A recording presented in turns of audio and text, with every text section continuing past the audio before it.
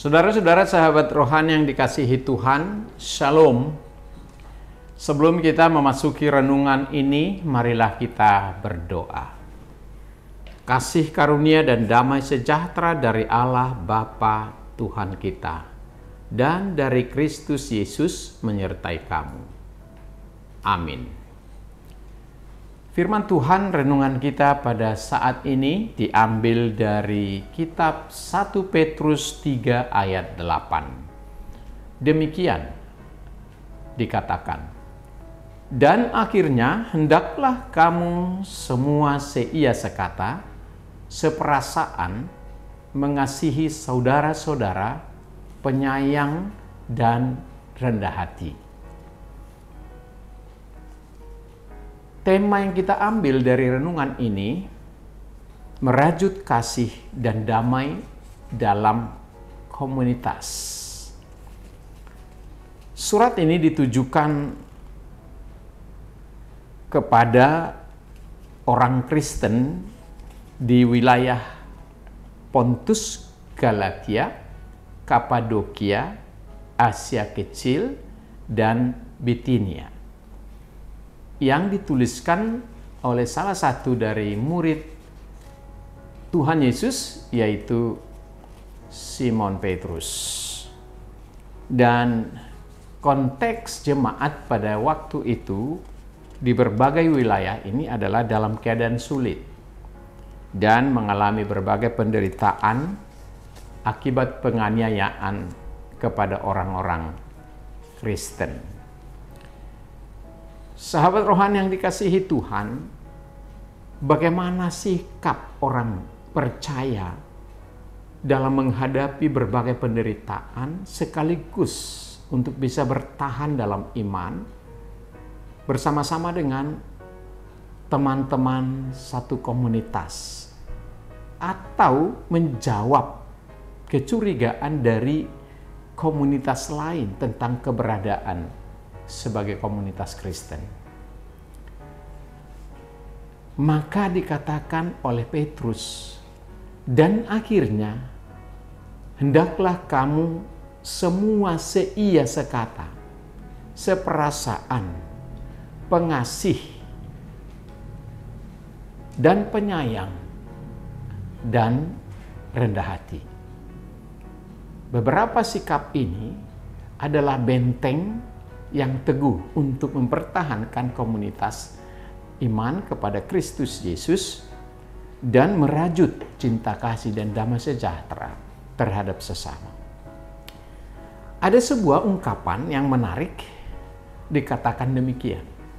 Kapanpun Anda melemparkan lumpur, Anda akan kehilangan pijakan. Apa makna dari ungkapan ini? Tindakan melempar lumpur itu adalah metafora dari tindakan menjelek-jelekkan yang lain, memfitnah, menyakiti, dan menghina orang lain, yaitu kegagalan hidup dalam harmonisasi. Ini merusak kedudukan kehidupan rohani kita serta menodai karakter kita sebagai orang Kristen. Kita gagal mengikuti teladan Kristus jika kita seperti dalam ungkapan ini, melempar lumpur, yaitu menjelek-jelekkan orang, memfitnah orang, menyakitinya, menghina. Itu beberapa langkah yang menunjukkan kerendahan martabat kita sebagai pengikut Kristus. Oleh karena itu, kita harus betul-betul punya pijakan yang kuat, jangan pijakan yang lemah. Seperti tadi, kehilangan pijakan saat melempar lumpur. Kegagalan hidup rukun sering membuat kita bukan berperan sebagai garam dan terang dunia, malah membuat kita menjadi sumber kekacauan, baik bagi komunitas kita ataupun kepada orang lain. Sahabat rohani yang dikasihi Tuhan, apa itu yang disebutkan pijakan yang kuat sebagai karakteristik seorang percaya di tengah-tengah gelombang, tantangan, penderitaan yang sedang mengancam. Dari beberapa ungkapan tadi, yang paling menarik di sini dari yang disampaikan Petrus, dan akhirnya hendaklah kamu semua seia sekata, seperasaan, mengasihi saudara-saudara, penyayang dan rendah hati. Kita coba salah satu contoh dari sekian banyak pijakan itu, yaitu rendah hati. Kesadaran bahwa seluruh keberadaan kita ada dalam Kristus. Kita bergantung sepenuhnya, kita menyadari bahwa tanpa Tuhan yang menopang hidup kita, melalui berbagai berkat-berkat seperti oksigen, kesehatan, penghasilan, pekerjaan, dan kebutuhan lain, tentu kita tidak akan bisa bertahan hidup. Seorang tokoh pendidik kulit hitam reformis, sekaligus penulis dan pemimpin hak sipil Afrika Amerika yang sangat berpengaruh pada abad ke-19, bernama Booker Taliaferro Washington. Suatu waktu ia pernah dihentikan oleh seorang wanita kulit putih yang kaya. Karena tidak mengenalnya, wanita itu bertanya kepada sang tokoh ini, apakah ia bersedia mendapatkan beberapa dolar dengan menebang kayu untuknya. Ketika tidak ada urusan yang sangat mendesak, sang Profesor Washington ini tersenyum, lalu menyingsingkan lengan bajunya dan melakukan pekerjaan yang diminta oleh wanita tersebut. Setelah selesai dikerjakan, ia merapikan, mengumpulkan kayu itu ke dalam rumah perempuan itu dan menumpuknya di dekat perapian, lalu serah terima kepada perempuan itu. Tapi saat dia bekerja tadi, ada seseorang gadis kecil yang ternyata mengenali sang profesor dan kemudian mengungkapkan identitasnya kepada wanita yang menyuruh dia tadi untuk memotong kayu itu. Keesokan paginya, wanita itu pergi menemui sang profesor di kantornya dan di institut dan meminta maaf sebesar-besarnya. Profesor Washington tersenyum dan berkata, "Tidak apa-apa, Nyonya. Terkadang saya menikmati pekerjaan kasar," katanya. "Lagi pula selalu menyenangkan bisa membantu seorang teman." Ia menjabat tangan dengan hangat dan meyakinkan wanita itu bahwa sikapnya yang lembut, ramah, dan rendah hati telah membuat pekerjaannya dicintai oleh banyak orang, termasuk wanita tadi.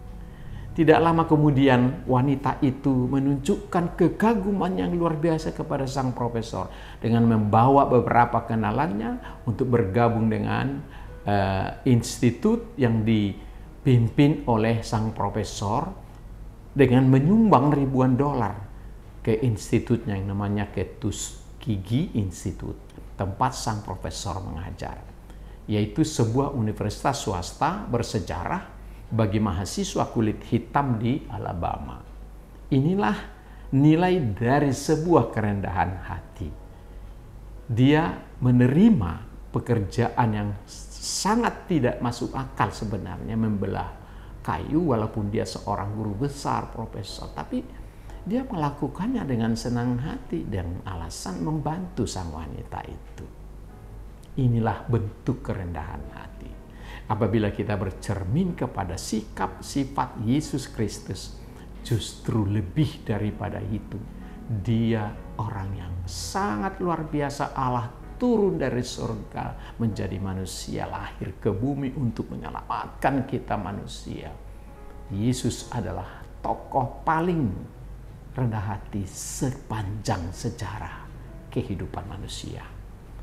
Apa yang didapatkan dari kerendahan hatinya? Allah meninggikannya sampai mendudukkannya di sebelah kanannya untuk menghakimi orang yang hidup dan yang mati. Sahabat rohani yang dikasihi Tuhan, apa pesan renungan ini bagi kita di zaman ini? Apakah Anda hidup rukun dengan orang-orang di sekitar Anda? Apakah Anda bersimpati dan peduli dengan hidup orang lain? Apakah Anda mengasihi dan berbelas kasih serta rendah hati di setiap komunitas di mana Anda berada? Baik di lingkungan komunitas pekerjaan, di lingkungan komunitas tetangga atau wilayah, di lingkungan komunitas keagamaan atau apapun. Bagaimana sikap Anda dengan mereka-mereka yang satu komunitas dengan Anda? Sebagai umat Kristen, kita harus menjadi pengasih dan pembawa damai pada orang sekitar kita. Tema yang kita usung dari renungan ini adalah merajut kasih dan damai dalam komunitas. Sahabat rohani yang dikasihi Tuhan, Petrus mengajarkan agar kita memiliki prinsip hidup: satu, berbuat baik; dua, mengusahakan perdamaian; tiga, memberkati orang yang berbuat jahat. Itu adalah sikap Kristiani yang telah ditunjukkan oleh Kristus kepada kita. Ketika kita dicaci maki, katanya jangan membalas mencaci maki, namun memberkati. Sikap inilah yang telah hilang dan jarang muncul di tengah-tengah kehidupan kita dewasa ini. Sikap ini yang menginspirasi banyak pengikut Kristus sepanjang masa. Ini juga yang diterapkan oleh Mahatma Gandhi dalam memimpin, juga oleh Martin Luther Jr., sehingga menjadi kekuatan besar yang mampu mengubah kehidupan banyak orang. Karena itu, pesan penting dan sangat relevan dari renungan ini untuk kita terapkan dalam kehidupan kita. Dalam konteks merajut kasih dan damai dalam komunitas adalah sehati, sepikir, lalu kemudian dikatakan tadi di sini seia, sekata, kemudian seperasaan, lalu mengasihi saudara-saudara, kemudian penyayang, dan yang terakhir adalah rendah hati. Sikap-sikap itulah yang harus tumbuh dan berkembang di tengah-tengah diri atau komunitas orang percaya, sehingga apapun penderitaan dan tantangan yang kita hadapi akan mampu kita lalui karena kita telah diberkati oleh Tuhan. Karena itu, ingat dan terimalah pesan yang sangat relevan ini untuk kita terapkan.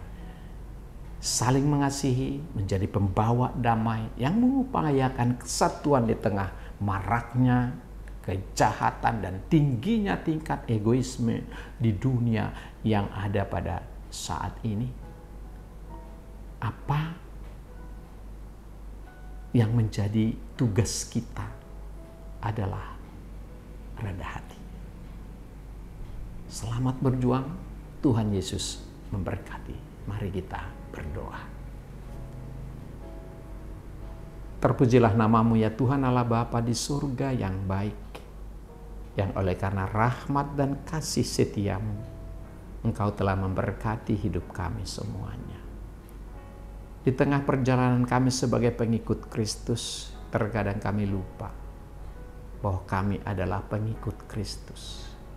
Sehingga kami cenderung memikirkan diri kami dan tidak memikirkan orang lain.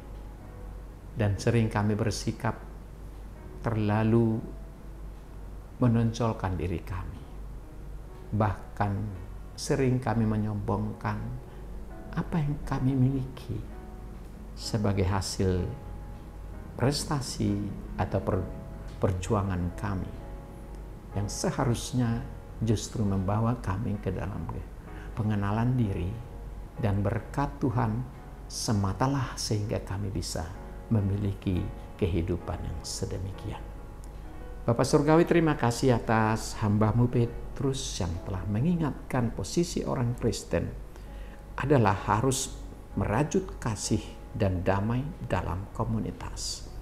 Kiranya pimpinlah kami melalui Roh Kudus-Mu agar kami mampu merajut cinta kasih dan menghadirkan perdamaian terhadap siapapun dalam komunitas ataupun terhadap orang-orang yang tidak mengasihi kami.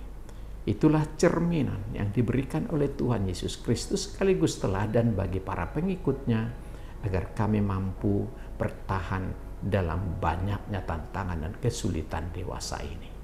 Terima kasih Tuhan, ajar dan bimbinglah kami untuk menjadi anak-anak Tuhan yang mampu merajut kasih dan damai dalam komunitas di tengah kehidupan kami dimanapun kami berada. Terima kasih Tuhan, kiranya apa yang kami kerjakan hari ini bersama anak-anak kami, cucu kami, kiranya Tuhan bimbing kami untuk selalu merajut kasih dan damai dalam komunitas, dalam pekerjaan, dalam aktivitas apapun, sehingga kami benar-benar layak menjadi anak-anak Tuhan. Berkati kami hari ini beserta seluruh kegiatan dimanapun kami berada, agar kami selalu menghadirkan cinta kasih dan damai sejahtera dalam komunitas kami. Terima kasih Tuhan, sepanjang hari ini kami mau serahkan segenap hidup kami ke dalam tangan-Mu. Jadikan kami alat damai sejahtera-Mu dan cinta kasih kepada siapapun. Dalam nama Tuhan Yesus kami berdoa dan mengucap syukur. Amin.